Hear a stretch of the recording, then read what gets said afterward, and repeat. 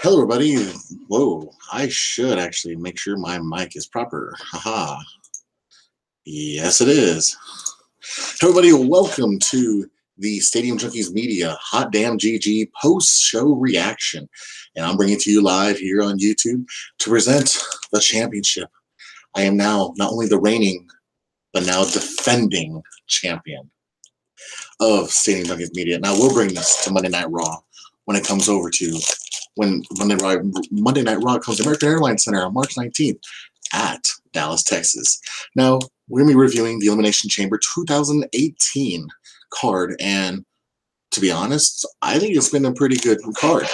Now, we start off with the kickoff show. Really, we have Balor Club without Balor versus Miz Taraj without Miz. Do we really care who got the bigger pop?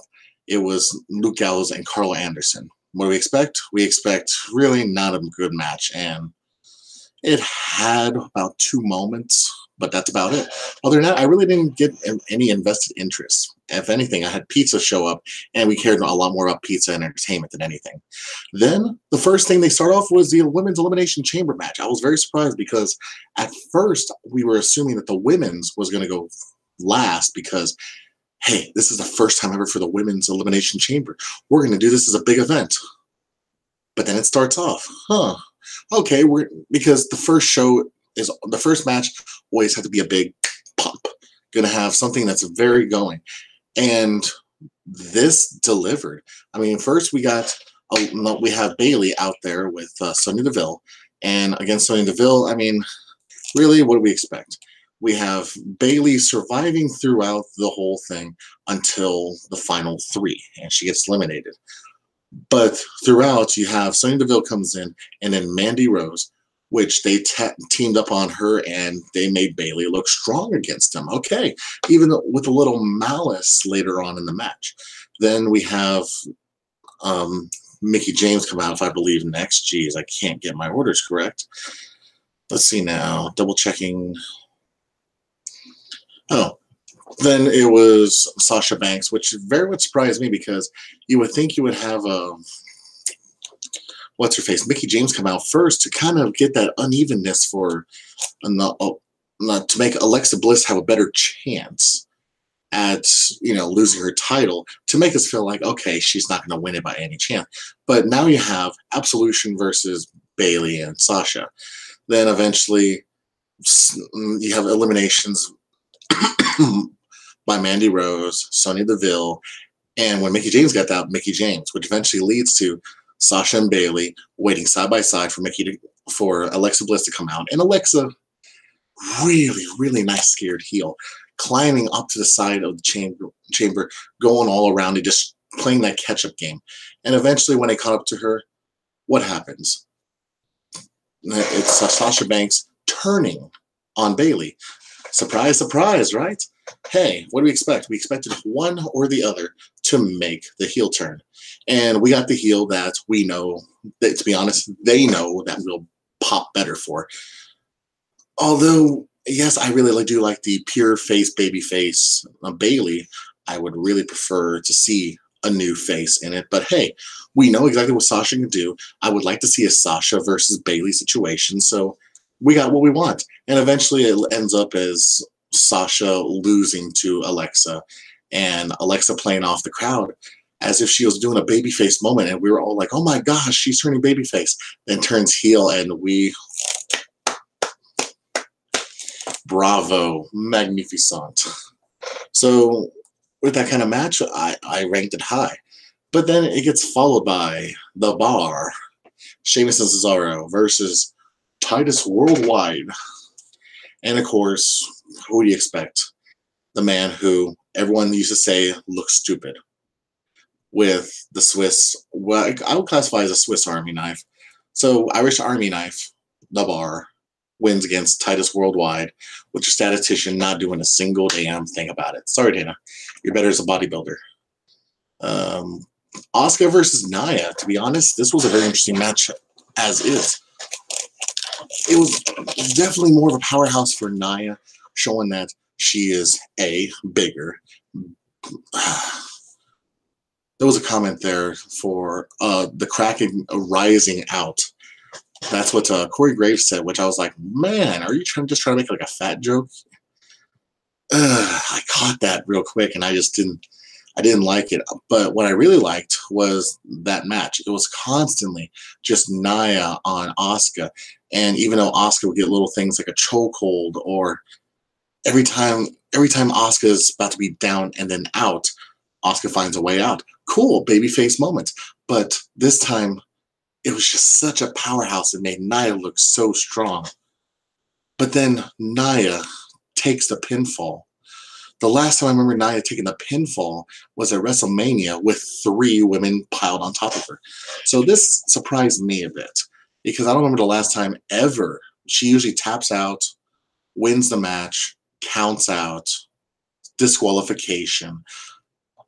I was very impressed, and it made Asuka look strong. And of course, Nia attacked at the end, which hurt Asuka, barricading through, quite literally, through the barricade where the timekeepers are kept. And so it makes Asuka look hurt and weak for the next 6 weeks where WrestleMania is going to happen. So we're going to find out more about that and see if the rumors are true about Nia Jax versus Alexa Bliss. We'll find out. And then Matt Hardy versus Bray Wyatt. To be honest, more than anything, it was more interesting with the crowd. They had a beach ball incident and lost the beach ball, obviously, which they also had a wave. And Matt Hardy played off the wave. Up, up, ah. The mind of Matt Hardy, knowing how to handle a crowd, needs to be ingrained in every single wrestler. Heck, even every single comedian, knowing how to take a heckler down. That kind of mindset worked very well. And I have to give it to you, Kevin Dunn, producer, for preventing me from seeing the beach ball and the wave. That was a work of art to manage your cameraman, manage production, manage sound, everything. You don't get enough credit, no matter what King Ross says. But in the end, we get Hardy winning it. Be a pinfall. I really wanted, even though I didn't choose Wyatt, I really wanted Wyatt to win. So when it comes to final deletion, they would have more of a pull of we want Matt Hardy to win for WrestleMania. But I don't always get what I want. Actually, I did get the prediction correct. Now, the moment that I was seeing how this will work, and boy, did it work. The Ronda Rousey contract signing. And initially we were thinking, okay, it's just going to be Kurt Angle, and then we'd have Stephanie McMahon and Triple H out. Triple H, both of them interrupting. No, they were all out there. And they had it just nice and dandy signing. And all of a sudden, Kurt Angle, it caught attention. It's like, well, I'm just very excited, for you being here because they've been talking about you. And they were talking about how we're going to put her under our thumb and this and that. And it's amazing how he caused tension to the point where the contract signing didn't go exactly as planned. Triple H going through a table thanks to Ronda Rousey.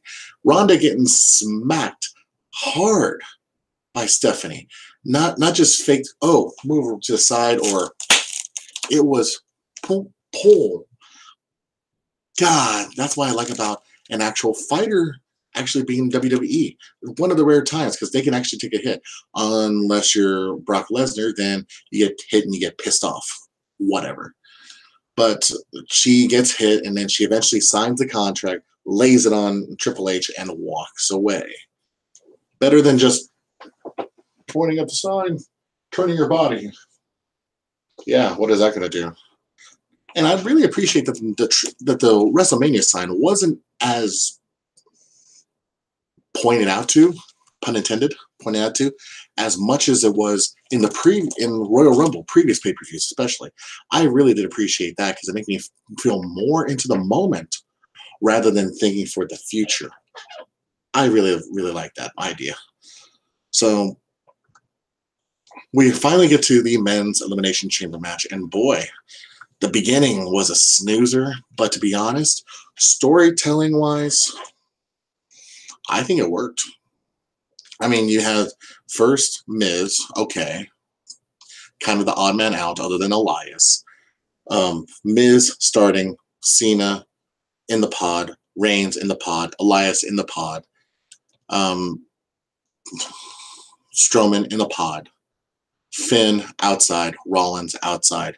And you get this triple threat, little things here and there. Miz try to do Too Sweet to Finn Balor, try to team up, and just chaos and slowly building until finally Braun came out and wiped house. And I mean, there's no real reason I need to break down the wrestling here. What you need to know is Braun catching his hands. Braun Strowman needs to get a counter for suplex, like suplexes are, with catching the hands. Smack. 1. Smack. 2. We need a catch hand counter. Imagine next time we see Braun Strowman and Brock Lesnar, it's a Suplex City versus catching these hands. That will be a fun counting game. Might as well bring Count Chocula out for the Count Chocula. Whatever Sesame Street uses, and just put him up there. I mean, use him for just one match. All of a sudden, he's up there counting 1, 2 suplexes. It could work. It can make it work very easily. But Braun, 1 elimination, 2 eliminations, 3 eliminations, 4 eliminations, 5 eliminations. And then the prophecy has to come true, where Lesnar versus Reigns at WrestleMania. Lesnar versus Reigns at WrestleMania will happen because supposedly the guy who eliminated 5 guys can't eliminate 1 damn big dog. What I was very surprised about is the fact that Undertaker did not come out anytime against John Cena. But hey, to be honest, they're really good about doing John Cena storylines. So we'll see how this goes out, especially since Raw Talk had him talking and he just seems devastated. I mean, we can tell what really devastation looks like, but for an actor who is not truly devastated at that moment, that was good enough for me. But other than that, I felt, other than the prophecy being true, I mean, you only had like 4 or 5 matches and the contract signing. So I would say 3 out of 5. Okay.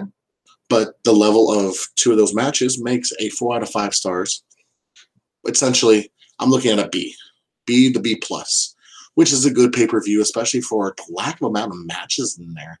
Especially since now you're about to go dual branding, you're about to have more matches, especially with the idea of maybe 5-hour matches, 5-hour pay-per-views. Okay, so we got something to work with. But this is the post reaction for a Raw exclusive, which eventually those will end. Raw exclusive Elimination Chamber 2018. And for your champion, who is now not only the reigning, but defending. One more will make me undisputed. Stadium Junkies Media champion. James Belknap signing out.